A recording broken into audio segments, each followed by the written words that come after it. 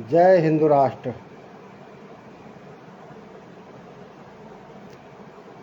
जैसा कि मैंने पूर्व में सूचना दी थी कि आज हम 10 बजे एक लाइव के माध्यम से चर्चा करेंगे, तो जो भी मित्र आ गए हैं वो फटाफट लाइक कर दें और सूचना मैक्सिमम लोगों तक नहीं पहुंच पा रही है। उसका मुख्य कारण ये है कि फेसबुक ने मेरी जितनी भी आईडी हैं उन सभी की रीच बहुत कम कर दी है। पहले हज़ारों लोगों तक मेरी बात पहुंच जाती थी, लेकिन आज हमारी बात चंद लोगों में ही पहुंच पाती है। कारण स्पष्ट है कि जितने भी सोशल मीडिया हैंडल हैं, चाहे वो फेसबुक हो, चाहे वो यूट्यूब हो या ट्विटर हो, हम लोगों की वहाँ से रीच लगभग ख़त्म कर दी गई है। हमारी बात आज बहुत कम लोगों तक पहुँच पाती है। ये बड़े ही दुख का विषय है और विडंबना तो ये है कि हम अगर सत्य बोलते हैं, सत्य को बताने का प्रयास करते हैं, तो सत्य बोलना भारत के अंदर अपराध कैसे? क्या अपने लोगों को प्रमाणित सत्य बताना भारत में अपराध है? वर्तमान परिस्थितियों में तो मुझे यही लगता है कि हम जैसे व्यक्तियों का सत्य बोलना बहुत बड़ा अपराध है। सोशल मीडिया पर हमारी आवाज़ को लगातार दबाया जाता है। पहले कई हज़ार लोगों तक हमारी बातें पहुंचती थी, हमारी पोस्ट पहुंचती थी, लेकिन आज चंद लोगों तक ही हमारी पोस्ट पहुंच पाती है। खैर, चलिए, जो भी मित्र लोग आ गए हैं, हम लोग कार्यक्रम को आगे बढ़ाते हैं। आज हम चर्चा करेंगे हिंदू राष्ट्र पर। आज पूरे देश के अंदर हिंदू राष्ट्र पर चर्चा हो रही है। हमारे बहुत सारे कथावाचक, जिसमें सबसे प्रमुख हैं पूज्य बागेश्वर धाम सरकार जी, देवकीनंदन ठाकुर जी। अब कम से कम देश में इस प्रकार का माहौल बना है कि लोग कम से कम हिंदू राष्ट्र की बातें करने लगे हैं कि भारत को हिंदू राष्ट्र होना चाहिए। लेकिन हिंदू राष्ट्र कैसा होगा, क्या होगा, क्या उसका संविधान होगा, क्या उसके नियम कायदे होंगे, किस प्रकार से हिंदू राष्ट्र में लोग रह सकेंगे, इसका कोई खाका धरातल पर किसी ने भी तैयार नहीं किया है। हम प्रसन्न तो बहुत हो रहे हैं कि हमारा देश हिंदू राष्ट्र बनेगा, भारत हिंदू राष्ट्र बनेगा, लेकिन हिंदू राष्ट्र बनेगा कैसे? एक तरीका है कि सरकार भारत को हिंदू राष्ट्र घोषित करेगी, लेकिन क्या सरकार के घोषित करने से भारत हिंदू राष्ट्र हो जाएगा? सरकार अभी कुछ समय पहले कुछ बिल लेकर आई थी, जिसमें एक बिल था CAA, एक था NRC। इन दोनों ही बिलों को अभी तक सरकार लागू नहीं करवा पाई। सरकार ने जम्मू कश्मीर से 35A और धारा 370 को समाप्त किया, लेकिन धरातल पर आज भी इन दोनों कानूनों को सरकार लागू नहीं कर सकी। हम कैसे मान लें कि इस देश को कानून बना करके हिंदू राष्ट्र घोषित किया जा सकता है, या कानून बनने के बाद उस कानून को वर्तमान परिस्थितियों में देश के अंदर लागू किया जा सकता है। मेरा मानना है कि सरकार ऐसा नहीं कर सकती।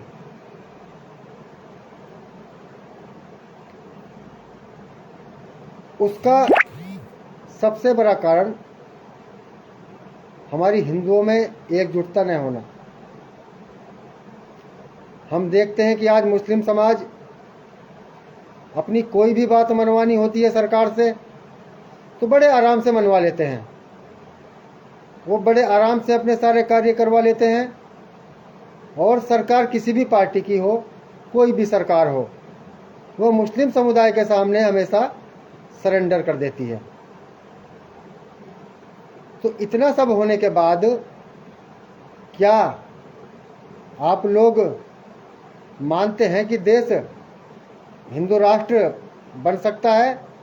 हाँ, घोषित हो सकता है, कानून लाया जा सकता है, बिल लाया जा सकता है, लेकिन धरातल पर हिंदू राष्ट्र कैसे बनेगा और कैसे कार्य करेगा, इस विषय में विचार करने की भी आवश्यकता है, चर्चा करने की भी आवश्यकता है, और सोचने की भी आवश्यकता है। आज देश के अंदर कई स्थानों पर छोटे छोटे पाकिस्तान बन चुके हैं, जहां पर देश का संविधान कार्य नहीं करता, जहां पर देश की पुलिस जाने से डरती है, और लगातार ऐसे छोटे छोटे पाकिस्तानों की संख्या देश के अंदर बढ़ती जा रही है। जहां जहां पर मुसलमानों की आबादी बढ़ती जा रही है, वहां वहां पर संविधान को मानने वाले व्यक्तियों की कमी होती जा रही है। या सरल शब्दों में कह सकते हैं कि वहां पर भारत का संविधान, भारत का कानून कार्य नहीं कर पा रहा है। तो फिर हम कैसे कह सकते हैं कि हम प्रैक्टिकली रूप से हिंदू राष्ट्र बनवाएंगे? इसमें बड़ी सघन चर्चा की आवश्यकता है। आज जिस प्रकार से समुदाय विशेष की जनसंख्या पूरे भारत के अंदर एक सोची समझी रणनीति के अंतर्गत बढ़ रही है, मुझे लगता है कि यदि इस प्रकार चलता रहा तो भारत हिंदू राष्ट्र तो नहीं बनेगा, हाँ, इस्लामिक राष्ट्र अवश्य बन जाएगा। आज हमारे हिंदू घरों में, परिवारों में एक बच्चा और दो बच्चों की परंपरा है। इसी के उलट, इसी के विपरीत एक मुस्लिम के घर में 5 बच्चे, 7 बच्चे, 12 बच्चे और इससे भी आगे कोई संख्या नहीं है, कोई फुल स्टॉप नहीं है। तो अब से 5 साल के बाद लोकतंत्र के अंदर, जहां पर सरकार को वोटों के द्वारा चुना जाता है, तो आने वाले 5 से 10 साल के अंदर क्या हिंदू वोटों की इतनी संख्या रह जाएगी कि हम हिंदू राष्ट्र बना सकें और उसको लागू करवा सकें? देखिए, यह एक ऐसा विषय है जिसको सरकार अकेले नहीं कर सकती, जिसको कोई भी प्रशासन देश के अंदर लागू नहीं करवा सकता। यह जो कार्य है, यह कार्य हिंदू समाज को ही करना होगा। हिंदू राष्ट्र आज चर्चाएं बहुत हैं, हम लोग खुश भी बहुत हो रहे हैं, हमें लगता है कि देश हिंदू राष्ट्र बनेगा, लेकिन क्या धरातल पर हिंदू राष्ट्र कैसे बन सकता है? जब हम सीए लागू नहीं करा सकते, हम शाहीन बाग समाप्त नहीं कर सकते, तो जब हिंदू राष्ट्र का देश के अंदर विरोध होगा, समुदाय विशेष के लोग सड़कों पर उतरेंगे, तो क्या ये सरकारें दबाव में नहीं आएंगी? सोचने का विषय है, विचार करने का विषय है। यहाँ से हमें ये तय करना है कि हमें हिंदू राष्ट्र बनाने के लिए सबसे पहले हम ये तो तय करें कि हमारा अस्तित्व कैसे बचेगा। हम पाकिस्तान में आज लगभग समाप्त हो चुके हैं, हम बांग्लादेश में लगभग समाप्त हो चुके हैं, हम अपने ही कश्मीर से भगाए जा चुके हैं, हम अपने ही बंगाल से लगातार भगाए जा रहे हैं, हम अपने ही असम से लगातार भगाए जा रहे हैं, और तो और हमारे देश की राष्ट्रीय राजधानी दिल्ली, वहाँ से भी हम लोग लगातार पलायन कर रहे हैं। हम कितना पलायन करेंगे और कितने भूभाग को हिंदू राष्ट्र बनाएंगे? जहाँ जहाँ पर इस्लामियों की संख्या बढ़ती जा रही है, वहाँ से हिंदू पलायन करता जा रहा है। सबसे पहले हमें चिंता करने का विषय यह है कि हम अपने अस्तित्व को कैसे बचाएं। हम भागते भागते एक दिन थक जाएंगे, भागते भागते एक दिन ये भूभाग कम पड़ जाएगा, और ऐसा अब लगभग हो चुका है। देश का कोई ऐसा राज्य नहीं है जहां पर आज हिंदू इस्लामिक जिहाद से पीड़ित ना हो, और जहां पर हिंदू लगातार सिमटता न जा रहा हो। तो सबसे पहले हमें चिंता करनी है कि हमें अपना अस्तित्व कैसे बचाना है, तब हम हिंदू राष्ट्र बनाएंगे। और हिंदू राष्ट्र ऐसे नहीं बनेगा। हिंदू राष्ट्र बनाने के लिए हमें बहुत सारे बलिदान देने पड़ेंगे, तब जाकर के हिंदू राष्ट्र बनेगा। सरकारें हिंदू राष्ट्र नहीं बनाएंगी, प्रशासन हिंदू राष्ट्र नहीं बनाएगा।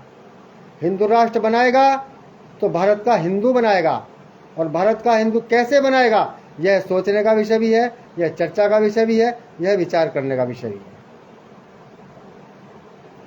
हमें बहुत गहराई से इस पर विचार करना होगा। देश के जिन जिन भागों में इस्लामियों की संख्या बढ़ती जाती है, वहां से हिंदू पलायन करता जाता है। आज देश का कोई ऐसा छोर नहीं बचा है जहां पर इस्लाम का जिहाद अपना कार्य न कर रहा हो, बल्कि सुचारू रूप से न कर रहा हो। अमित कर्णवाल जी हर हर महादेव, सत्येंद्र सिंह जी हर हर महादेव, हरीश मैखुरी जी भाई साहब प्रणाम, हर हर महादेव। हिंदू राष्ट्र तब बनेगा जब हिंदू नेता उर्दू में बोलना छोड़कर हिंदी में बोलना आरंभ करेंगे। सत्य यही है, न चरखे से स्वतंत्रता मिली,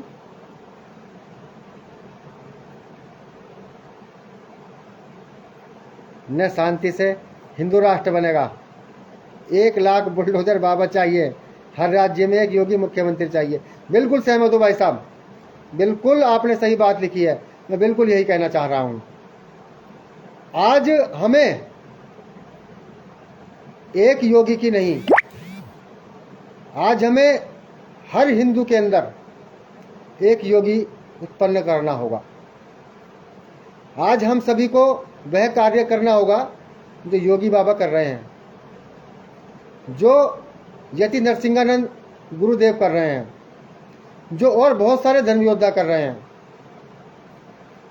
हमें सरकारों के भरोसे नहीं बैठना है, हमें मंत्रियों के भरोसे नहीं बैठना है, हमें प्रशासन के भरोसे नहीं बैठना है। अगर इन्हीं के भरोसे बैठे रहेंगे तो एक दिन अवश्य ही ये इस्लामी हमारा अस्तित्व समाप्त कर देंगे। हमें अपने इतिहास से सीखने की आवश्यकता है, अपने इतिहास से प्रेरणा लेने की आवश्यकता है, और ये सोचने की आवश्यकता है, चिंतन करने की आवश्यकता है कि हम आज सिकुड़ते सिकुड़ते इतने छोटे से भूभाग में कैसे रह गए हैं, और वर्तमान में जिस प्रकार से इस्लामियों की संख्या बढ़ रही है, तो मेरा मानना बिल्कुल ये है कि 2029 में संभवतः एक मुस्लिम बहुल्य सरकार बनेगी और एक मुस्लिम प्रधानमंत्री बनेगा और देश के अंदर शरिया नाफिज किया जाएगा। अगर 2029 में 1% ऐसा नहीं भी हो पाता है तो 2034 में तो ये 100% होगा। 2034 के बाद जब शरिया कानून देश में ये लोग लागू करेंगे तो देश का जो 50% हिंदू है वो कन्वर्ट हो जाएगा, जो 40% हिंदू है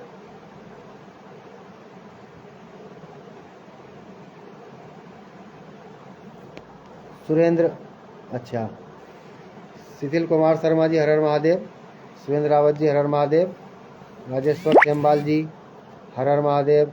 कैसे हैं आप राजेश्वर जी?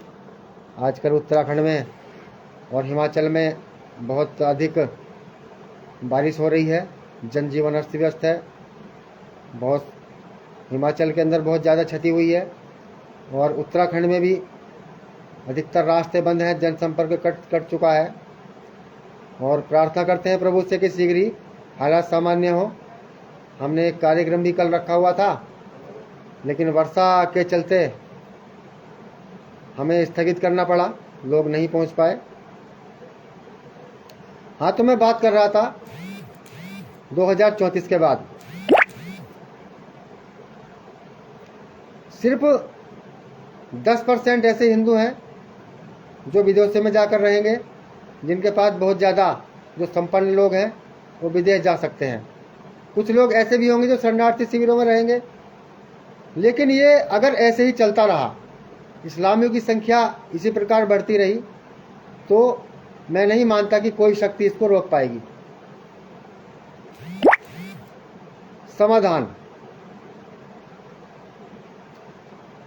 समाधान की ओर चलते हैं तो हमें सिर्फ 2 रास्ते नजर आते हैं।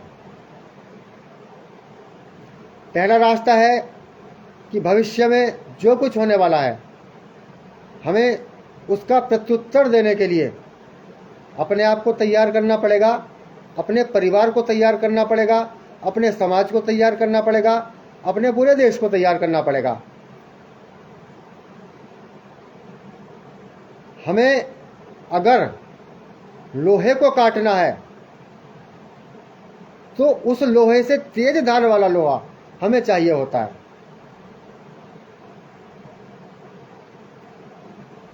लोहा लेने के लिए लोहे की आवश्यकता पड़ेगी। प्रत्येक परिवार को, परिवार के प्रत्येक सदस्य को हमें लोहा लेना आना चाहिए और हमें इसकी ट्रेनिंग भी लेनी पड़ेगी और अपने पूरे परिवार को ये ट्रेनिंग देनी भी पड़ेगी। क्योंकि जब ये भीड़ हमें मिटाने के लिए, हमें लूटने के लिए आएगी, तब हमारे पास आत्मरक्षा के सिवा कोई भी रास्ता नहीं होगा। और आत्मरक्षा का अधिकार हमें संविधान देता है। इसलिए हमें अभी अपनी आत्मरक्षा के जितने भी रास्ते हैं, जितने भी विकल्प हैं, वो सारे अभी से खुले रखने होंगे। हमें अपनी आत्मरक्षा के लिए जितने भी उपकरण चाहिए वो सारे उपकरण हमारे घर के अंदर होने चाहिए, ताकि हम अपनी और अपने परिवार की इस आने वाले संकट से, जो अवश्य आएगा, इस संकट से रक्षा कर सकें। दूसरा रास्ता है शुद्धिकरण। आज पूरे विश्व के अंदर एक क्रांति आई है, उस क्रांति का नाम है एक्स मुस्लिम मूवमेंट। विश्व के ऐसे मुसलमान जिन्होंने इस्लाम को पढ़ा,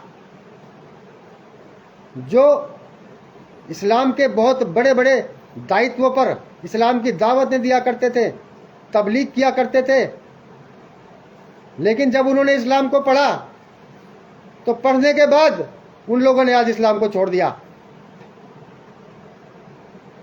उनको पता लग गया कि ये जो अवधारणा है, ये जो सोच है, ये सोच इस विश्व को मिटाने की सोच है, इस विश्व के गैर मुस्लिमों को समाप्त करने की सोच है।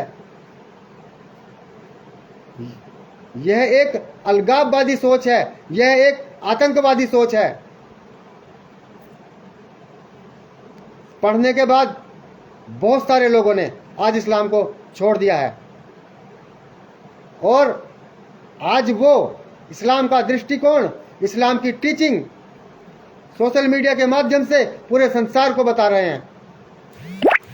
और उन्हीं को देख करके आज पूरे विश्व के अंदर, चाहे वो क्रिश्चियन कंट्री हो, चाहे वो मुस्लिम कंट्री हो, चाहे वो भारत हो, आज करोड़ों लोगों ने इस्लाम को छोड़ दिया है।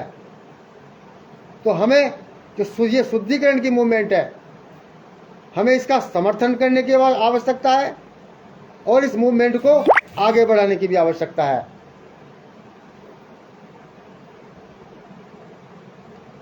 जैसे बहुत सारे एक्स मुस्लिम जिनको मैं लगातार सुनता हूं, एक्स मुस्लिम साहिल, एक्स मुस्लिम समीर हैं।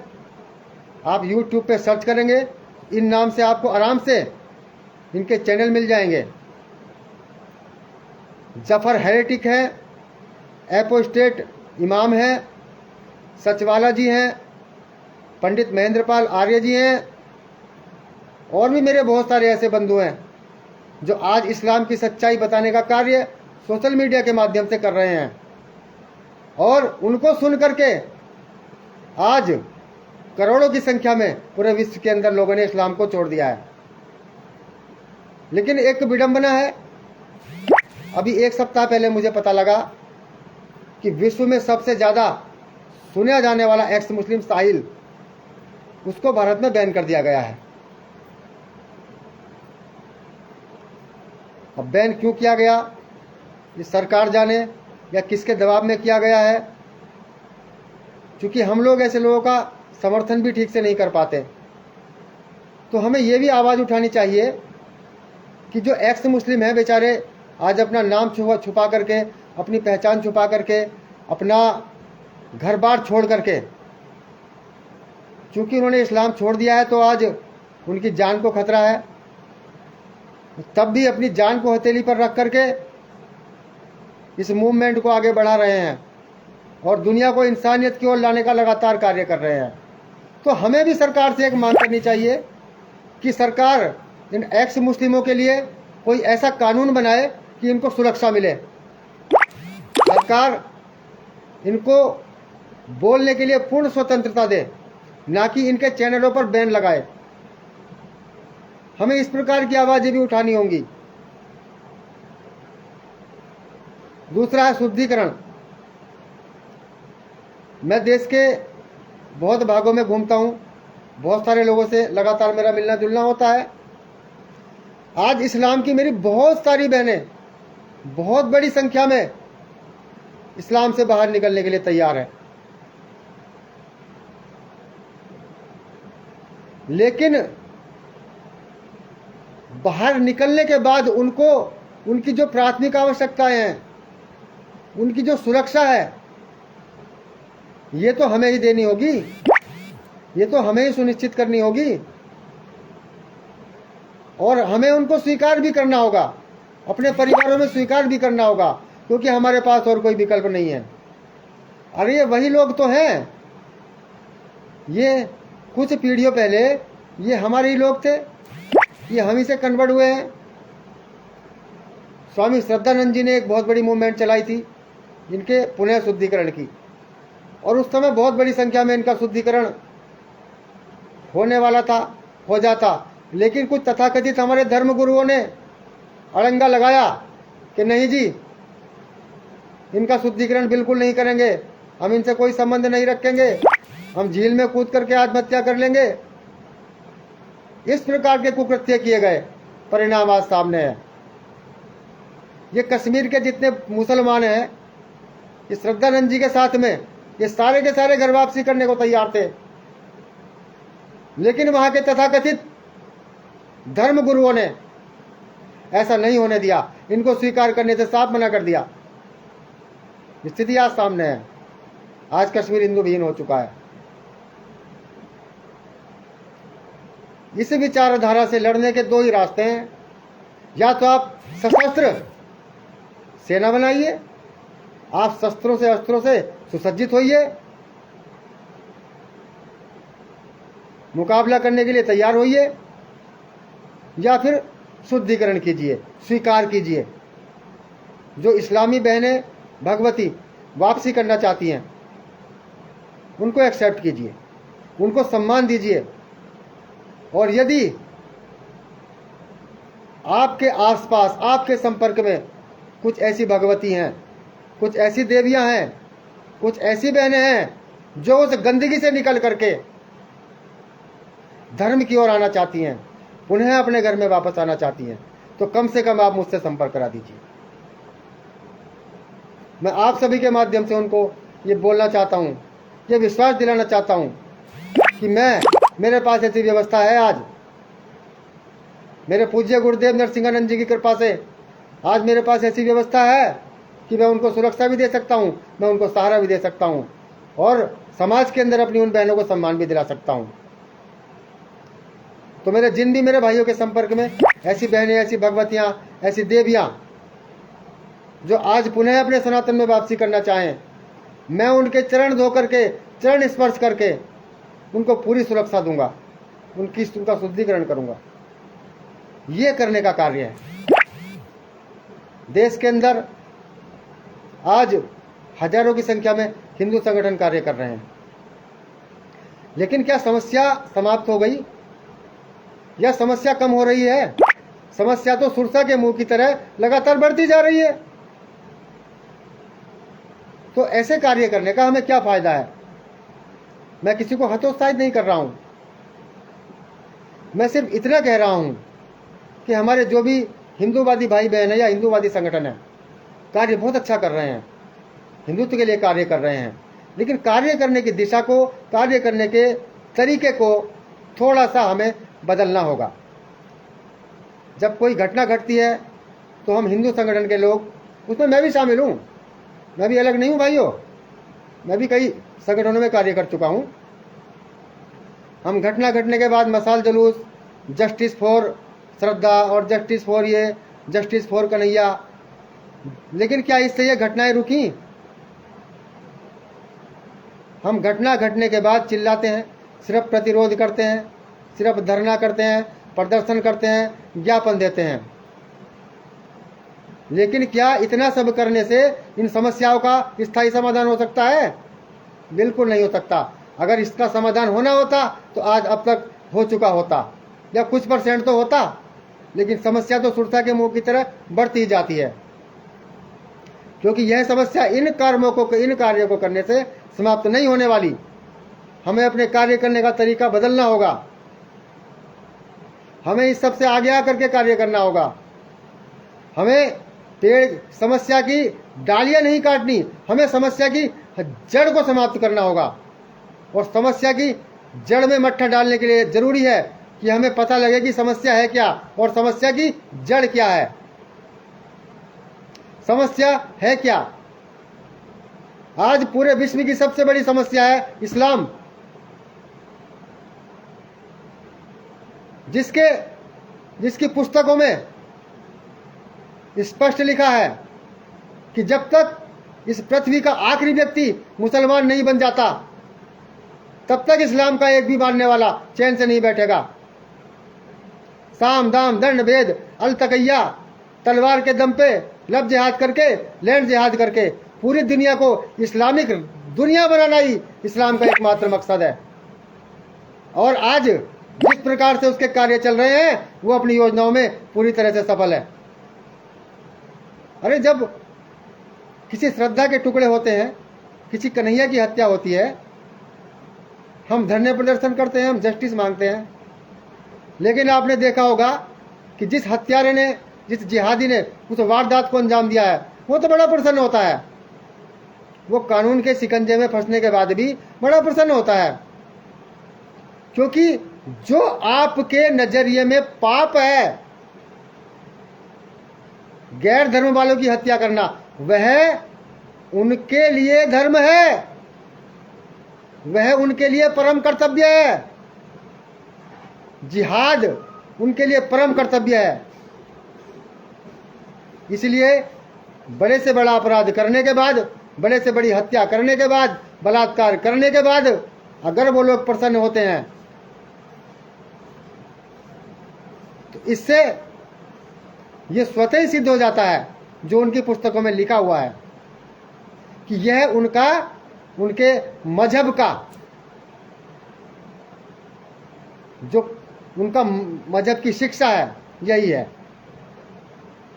तो हमें इसको समझना चाहिए और इसको समझने के लिए जरूरी है कि हम इसके बारे में जानें, इसके बारे में पढ़ें। ये समस्या है क्या? ये 1400 साल से आज तक हमारे समझ में क्यों नहीं आई? हम क्यों सिमट कर आज भारत के छोटे से भूभाग में रह गए? इसको समझना बहुत जरूरी है, इसको पढ़ना बहुत जरूरी है। एक बार इस्लाम को पढ़िए तो सही, एक बार कुरान को, एक बार हदीसों को, एक बार सीरा को पढ़कर तो देखिए, तब आपको पता लगेगा कि ये जो कुछ हो रहा है वो संयोग नहीं है, वो पूरी तरह से प्रयोग है। गैर मुस्लिमों को समाप्त करने का, वर्ल्ड को इस्लामिक बनाने का जड़ में जाना होगा, जड़ में जाकर के जड़ में मट्टा डालना होगा। और इसके दो ही रास्ते हैं, या तो आत्मरक्षा के लिए शस्त्र खरीदिए, आने वाले समय में जो समस्याएं आपके सर पर आने वाली है, जो भीड़ आपके घर पर आने वाली है, आपकी बहन बेटियों को उठाकर ले जाने वाली है, आपके बच्चों बेटों का कत्ल करके जाने वाली है, उस समस्या से लड़ना कैसे है उसकी तैयारी कीजिए या फिर शुद्धिकरण कीजिए। इस कार्य में लगिए। यही दो विकल्प हैं। और आज पूज्य गुरुदेव जी की कृपा से इन्हीं दो विकल्पों पर हमने कार्य प्रारंभ किया है। हमारे गुरु जी ने पहली बार एक संगठन की घोषणा की है, हिंदू बचाओ मोर्चा, जिसका काम करने का अपना एक अलग ढंग होगा, अलग तरीका होगा। और इस संगठन से विश्व का कोई भी हिंदू जुड़ सकता है। किसी भी संगठन का व्यक्ति अपने संगठन में काम करते हुए भी हिंदू बचाओ मोर्चा के साथ कार्य कर सकता है। बाकी इसकी डिटेल जानने के लिए आप मुझसे संपर्क कर सकते हैं। दूसरा अभियान करना है हमें शुद्धिकरण। आप देखिए, प्रयास कीजिए, आपके आसपास, आपके गली मोहल्लों में ये जो बुरके में कैद भगवतियां हैं, जो बुरके में कैद बहनें हैं, ये जो पीड़ित हैं 3 तलाक से, हलाला से, ये वापस होना चाहती हैं लेकिन डरी हुई हैं। इनके इस डर को समाप्त करना है और ये कार्य हम लोग मिलकर ही कर सकते हैं। इन 2 योजनाओं पर कार्य करने के लिए हमने हिंदू बचाओ मोर्चा का गठन किया है। शीघ्र ही यह आपको धरातल पर कार्य दिखाई देगा। और इस अभियान में जुड़ने के लिए मैं पूरे भारत के योद्धाओं को आमंत्रित करता हूं, सभी भाइयों बहनों को आमंत्रित करता हूं कि ये अंतिम युद्ध, अपना अस्तित्व बचाने का, यदि हमें जीतना है, यदि हमें विजयश्री चाहिए, तो हमें इन्हीं 2 रास्तों पर कार्य करना है और संगठित होकर कार्य करना है। तो इस कार्य को करने के लिए मुझे पूरी आशा है कि आप सभी भाई बहन हमारा सहयोग करेंगे, हमें हर तरह से सहायता करेंगे और हम सब मिलकर के इस देश को हिंदू राष्ट्र बनाएंगे। क्योंकि हिंदू राष्ट्र बनाने के लिए हमें बहुत कुछ करना पड़ेगा। सिर्फ बिल पास करने से, अध्यादेश लाने से हिंदू राष्ट्र नहीं बनेगा। वर्तमान परिस्थितियों में हम संसद में कानून तो पास कर सकते हैं लेकिन लागू नहीं कर सकते, चाहे हम उसको सरकार की मजबूरियां कहें या हिंदू समाज की कायरता। क्योंकि हम कभी इकट्ठे होकर बहुत बड़ी संख्या में इस तरह के कार्य नहीं करते, जिस तरह से इस्लामी इकट्ठे होकर के अपनी मांगों को मनवा लेते हैं। तो यही 2 कार्य हमें करने हैं। आपके सहयोग की मुझे अपेक्षा है कि आप हमारा सहयोग करेंगे। और संगठन अभी निर्माण की प्रक्रिया में है। जैसे धरातल पाएगा इसका रजिस्ट्रेशन गुरुजी के द्वारा, मैं आप सभी लोगों को सूचित कर दूंगा। और विभिन्न स्थानों पर, चूंकि मुझे उत्तराखंड का प्रभार दिया गया है, तो मैं उत्तराखंड के विभिन्न स्थानों पर लगातार जाकर के लोगों को इसके बारे में बताने का प्रयास कर रहा हूँ, इससे जोड़ने का प्रयास कर रहा हूँ। आप सब लोग मुझसे जुड़िए, चाहे आप किसी भी संगठन में कार्य करते हो। आप सभी भाई बहन अपने संगठनों में कार्य करते हुए इस अभियान से, हिंदू बचाओ मोर्चा अभियान से अवश्य जुड़िए, हमें सहयोग कीजिए। इसी के साथ हर हर महादेव, हर हर महादेव, हर हर महादेव।